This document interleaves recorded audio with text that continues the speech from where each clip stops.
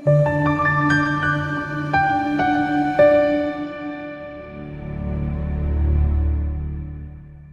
nje ithuba elinqeze vele ukwazi ukuthi sikhulume nawe futhi kwi-channel. Kabe upastor unikhiye ukubalekile sokufanele. Like le video le subscribe kwi-channel. Sibonga abantu asebabe ngamalunga le channel. Bahlanu njengamanje okuvela ukuthi sebayinikele ekutheni babe ngamalunga ale channel. Lokho kwenza ukuthi bakwazi ukucontribute kwi-channel. Those people about 5 ushuthi it means they value the content esibanike zona. Then they decided ukuthi no, sifuna ukuba ingxenye yomphakathi ocontributayo kule ndodo ukuthi ke ikwazi ukuthi i-channel ikhule. Siyabonga kakhulu uNkulunkulu lethe abalonda ebabusise kwande labacaphuna khona. Bakhona abanye ucontribute using nje i-account le nalabo ababili abathathu. uNkulunkulu akababusise kwande futhi labethatha khona. Abanibusise ke nani nisubscribe nani like le video le. Kune inamba yami khona ke abantu bayisebenza ukungifonela. Ngicela ke isetshenziswe abantu abangamalunga ale channel. Abantu abangaba ama-subscriber, abantu ababa abalandeli bale channel, abantu mhlawumbe ngama official member of the channel. If you are not a member, you are not a subscriber, you are not a follower of the channel, you are not a supporter of the channel in any way possible, please don't use the number. Ungangifoneli, ungayisebenzisi number. Uma umusha ubuza indlulela uzicingela iphupho wathi uthwangqwambana nale video wathola inamba, ungayisebenzisi ngoba you are nothing. Umuntu osukwendlulela ibukela iphupho. Kodwa ungayisebenzisa kuphela uma ukuthi emva kokuyithola you understand that you need to support the channel. Then you need to be a member, you need to be a subscriber, you need to follow the channel, then you can use the number. But uma ukuthi you are not willing to be a member, please don't use the number. Umishelo kaNdlovu uthi sawubona pastor ke bengicela ukubuza uchazani uphupha uphiwa amasi. Ngiyabonga.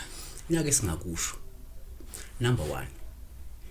Uma uphupha amasi sikuthatha njengophawu hle kakhulu uma emahle.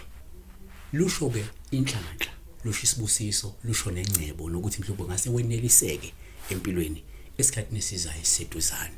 Noma ke umuntu vele njengamanje onenhlanhla noma onesibusiso noma onengcebo noma umuntu owelisekile ngendlela impilo ihamba ngakhona. Isaiah 7 verse 22.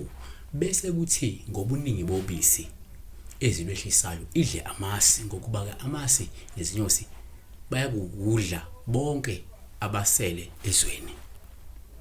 Number 2. Uma uphupha amasi kuwuphawu futhi uma emahle.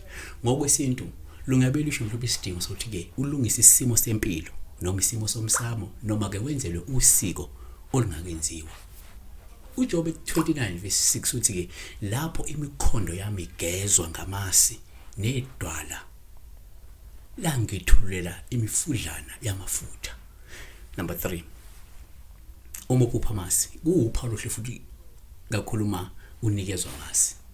Lungayikhomba inhlanhla nokubusiseka nokusizwa nokwesekwa ozokuthola ngekudala.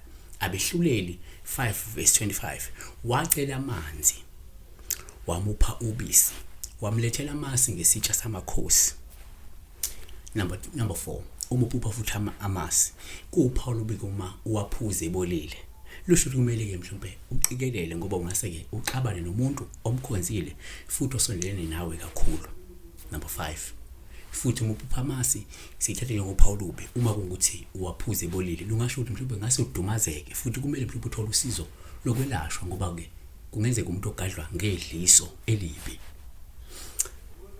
Number 6. Futhi uma uphupha amasi kuwuphawu olungaba luhle kakhulu uma uwadla uma kungukuthi ubulambile. Lusho ukuthi ke uzofumana umusa uphinde uthola amandla ukungenelela nokubonelelwa uNkulunkulu empilweni yakho. Isaiah 7 verse 15.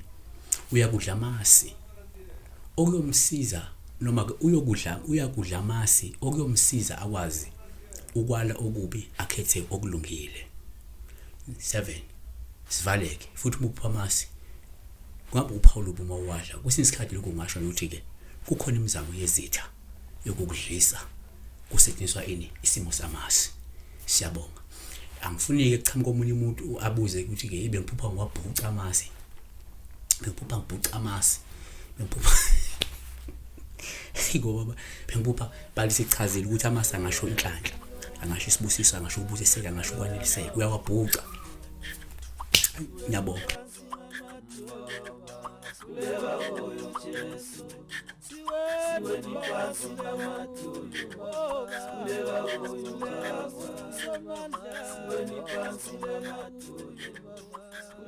moyo Jesu